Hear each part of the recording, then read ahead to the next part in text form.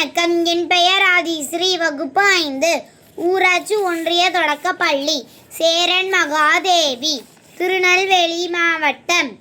நான் இப்பொழுது ஊஞ்சல் பத்திரிகையை வாசிக்கப் போகிறேன். யானை செய்த செயல். அந்த ஊரில் கோயில் யானை ஒன்று இருந்தது. அதை தினந்தோறும் கடைத்தெரு வழியாக ஆற்றில் குளிக்க அழைத்து செல்வார் மகன். அவர் இல்லாவிட்டாலும் அது தனியே நடந்து செல்லும். குளித்துவிட்டு கோயிலுக்கு வந்துவிடும். வழியில் அதற்கு உள்ளூர் மக்களும் கடைக்காரர்களும் உணவு கொடுப்பார்கள். தும்பிக்கையை நீட்டி வாங்கி உண்ணும். ஒரு நாள்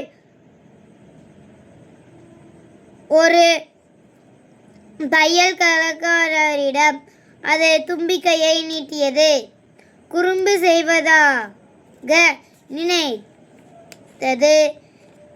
அவர் பழம் கொடுக்காமல் ஓர் ஊசியால் அதை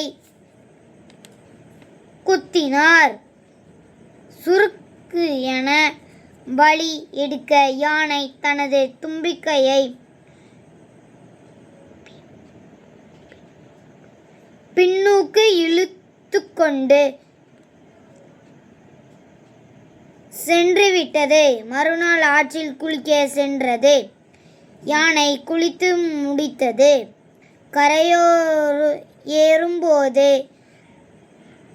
தனது தும்பிக்கையில் சேற்று நீரை உறிஞ்சி நிரப்பிக் கொண்டு வந்தது.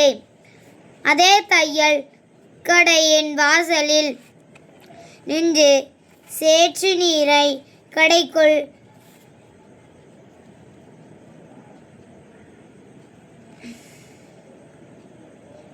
பீச்சியடித்தது. தையல்காரர் சேற்றில் குளித்தார்.